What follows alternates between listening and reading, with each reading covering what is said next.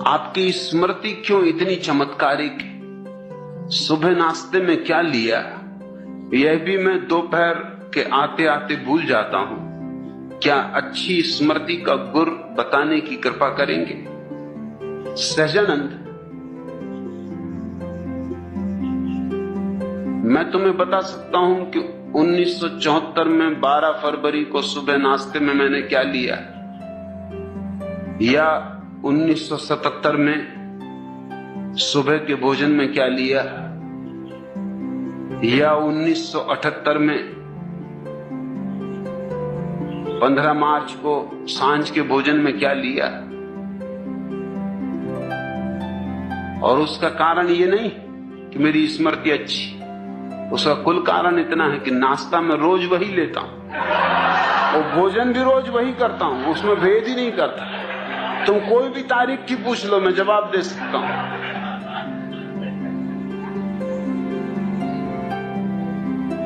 उसमें भूल चूक का उपाय ही नहीं।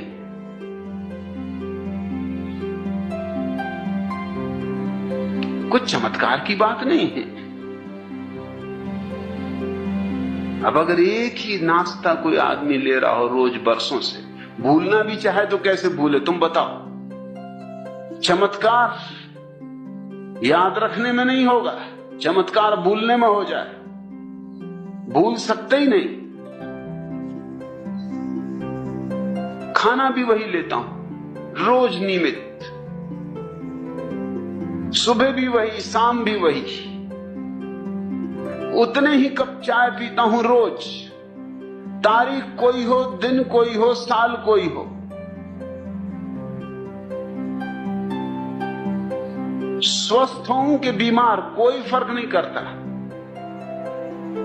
हर हालत में सब वैसा ही चलने देता हूं जैसा चलता है।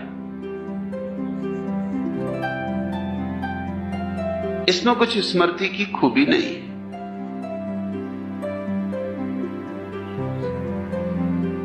दूसरी बात, जो भी मैं तुमसे कहता हूं वो मेरा अनुभव है, स्मृति नहीं। इसलिए उसमें भी भूल चूक का कोई कारण नहीं। तुम मुझे आधी रात उठा के पूछ लोगे तो भी यही कहूंगा, क्योंकि मेरा अनुभव है। हां, अगर तुम्हारा अपना अनुभव नहीं है तो गड़बड़ खड़ी हो जाती। स्मृति पर निर्भर रहने का मतलब यह होता है कि तुम दूसरों के अनुभव पर निर्भर रह रहे हो। गीता में क्या लिखा है, अगर ये तुम्हें याद रखना है तो स्मृति चाहिए। कुरान में क्या लिखा है, अगर ये तुम्हें याद रखना है तो स्मृति चाहिए। मैं गीता कुरान की फिक्र ही नहीं करता, और कभी अगर गीता कुरान का उल्लेख भी करता हूं तो भी इसकी फिक्र नहीं करता कि लिखा भी है उनमें ऐसा कि नहीं लिखा है।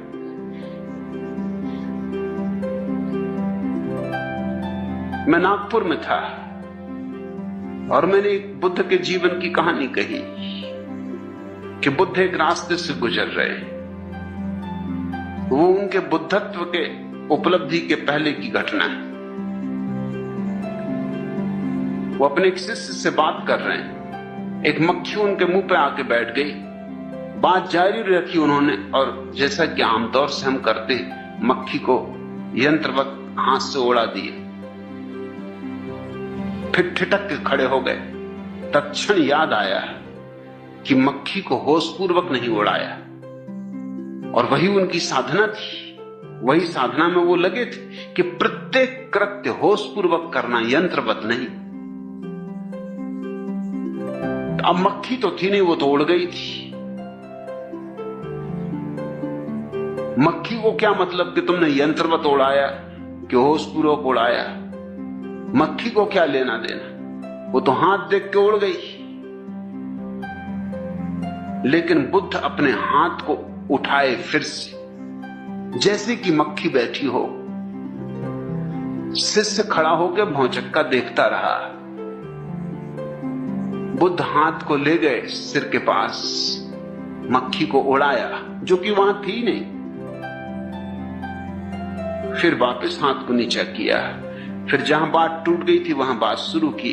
शिष्य ने कहा मैं बात तो भूल ही गया, मैं ये पूछना चाहता हूं ये आपने क्या किया? मक्खी तो कब की उड़ चुकी, आप पहले उड़ा चुके, अब क्या उड़ा रहे थे? बुद्ध ने कहा अब मैं इस तरह उड़ा रहा था जैसे कि मुझे पहले उड़ाना चाहिए था। भूल हो गई, भूल सुधार कर रहा था और देख रहा था कि किस तरह उड़ाना उचित होता है, वो मैंने अनुभव करके देखा। एक बौद्ध भिक्षु मेरी ये बात सुन रहे थे, वो रात मुझसे मिलने आए। उन्होंने कहा कहानी तो आपने बड़ी अद्भुत कही, लेकिन मैं त्रिपिटक पढ़ चुका हूं, पूरे शास्त्र बौद्धों के, ये कहानी कहीं है ही नहीं। तो मैंने कहा जोड़ लेना, छूट गई होगी, लिखने वाले भूल गए होंगे। वो मुझे बहुत भौचक्के होकर देखे, उन्होंने कहा आप कहते क्या हैं?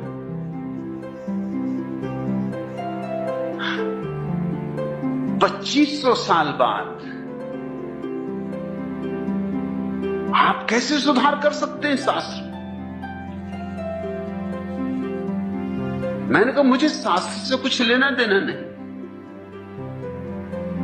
मैं बुद्धत्व का स्वाद जानता हूं।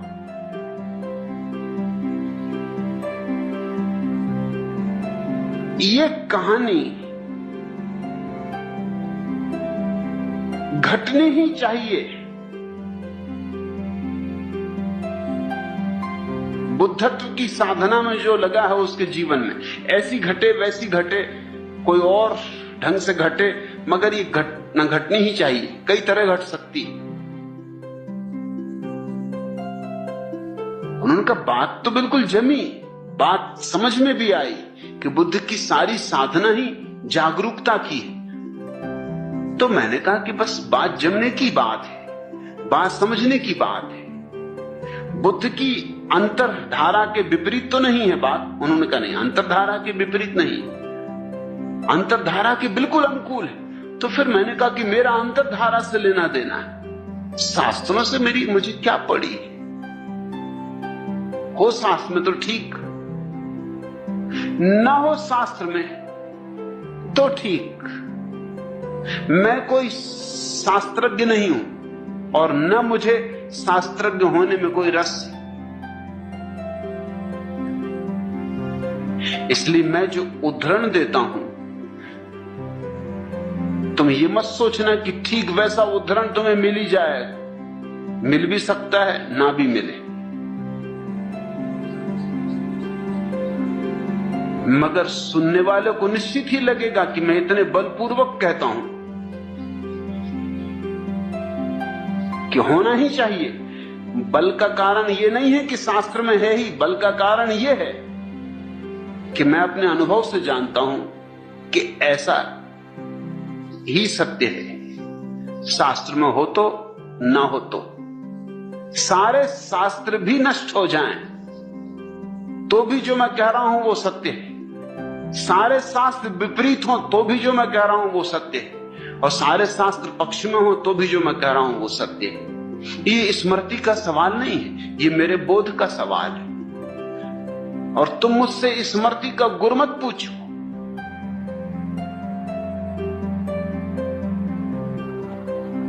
तुम मुझसे बोध का गुर पूछो। मैं यहां स्मृति सिखाने के लिए नहीं बैठा हूं। स्मृति सीखनी हो कठिन मामला नहीं है, एक ही रास्ता, खूब घोंको, और कोई रास्ता नहीं है स्मृति का। जो भी याद करना है खूब घोंकते रहो उसको, बार बार दोहराओ ताकि लकीर पड़ जाए। कहावत तो सुनी ना, रसरी आवत जात है सिर पर पड़त निशान। पत्थर तक पे निशान पड़ जाता, रस्सी आते जाती रहे, आती रहे, जाती रहे। करत करत अभ्यास के जड़मती होत सुजान। सुजान नहीं होते, ख्याल रखना। जड़मती तो जड़मती ही रहते हैं, अभ्यास कितना ही करें। हाँ, स्मृति उनकी अच्छी हो जाती, पंडित हो जाती, सुजान नहीं। सुजान तो बात और है।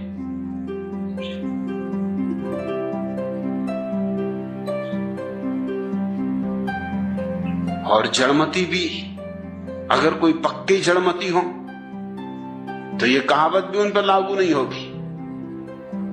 रस्सी आती रहे जाती रहे, घिस जाएगी, रस्सी टूट जाएगी, उनके सिल पे निशान वगैरह नहीं पड़ेगा। अगर सिल ही मजबूत हो तो क्या करेगी रस्सी। सहजानंद, अगर किसी चीज को याद करना है तो दोहराओ, दोहराते रहो। इसी तरह तो पाठ कर रहे हैं लोग बैठे रोज सुबह गीता का, कुरान का, दोहराते रहते हैं, दोहराते रहते हैं, दोहराते रहते हैं। तोते को भी तुम रोज रोज कहो कि कहते रहो मिट्ठू राम राम राम राम, तोता भी घबरा जाता है सुन सुन के कि राम राम राम राम, वो भी कहने लगता है कि राम राम राम राम। तोतों तक में स्मृति आ जाती, मगर कोई सुजान नहीं हो जाता तोता। मुझसे तो तुम पूछो बोध का गुर, बुद्धत्व का राज, इसलिए मुझसे पंडित नाराज, क्योंकि उनको अड़चन होती, उनको हैरानी होती। वो शास्त्र की बंधी हुई लकीरों से जीते। मैं कबीर पर बोला तो कबीर पंथियों के जो प्रधान हैं उनका पत्र आया, लंबा पत्र आया कि और तो आपने सब अच्छा कहा, लेकिन एक जगह आपने कबीर की इस तरह व्याख्या की जो शास्त्रीय नहीं। तो मैंने उनको लिखवा दिया कि वो शास्त्रों का दुर्भाग्य, उसमें मैं क्या कर सकता हूं। मुझे जो कहना है वही कहूंगा। शास्त्र का समर्थन मुझे मिलना चाहिए, इसकी न तो अपेक्षा है न जरूरत है न प्रयोजन है। मैं जो भी बोल रहा हूं उसका प्रमाण मैं हूं, उसका प्रमाण कहीं और नहीं। इसलिए मैं सारी बातों को बलपूर्वक बोल सकता हूं। ऐसा बल स्मृति का नहीं होता, ऐसा बल स्मृति में हो ही नहीं सकता,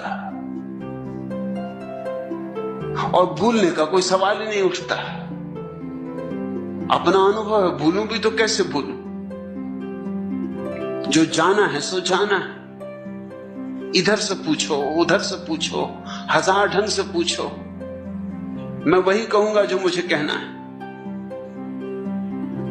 कई लोगों ने मुझे खबरें की कि आप भी गजब है, कबीर पे बोलते हैं तो ऐसा लगता है कबीर ठीक, और मीरा पे बोलते हैं तो ऐसा लगता है मीरा ठीक, और रैदास पे बोलते हैं तो ऐसा लगता है रैदास ठीक, और फरीद पे बोलते हैं तो ऐसा लगता है फरीद ठीक, और नानक पे बोलते हैं तो लगता है नानक ठीक। मैं उनको कहना चाहता हूं कि मुझे उनके ठीक को गलत होने से कुछ लेना नहीं, मुझे तो जो ठीक है वही बोलना है। वो तो बोतलें हैं, शराब मैं अपनी भरता हूं। अब बोतलों से शराब में क्या फर्क पड़ता है। नानक की बोतल कि कबीर की बोतल, गगरी किसी की भी, अनुभव तो मैं अपना डालता हूं। इसलिए पंडित नाराज होते। कबीर पंथियों का जो पंडित है वो नाराज होगा। जो लोग अनुभव की दिशा में चल रहे हैं वो तो कबीर के संबंध में मैंने जो कहा है उससे आह्लादित हो जाएंगे, मगर कबीर को पांडित्य की तरह पकड़ने वाला आदमी नाराज हो जाएगा। अब कबीर जैसे आदमी को भी तुम पंडिताऊ ढंग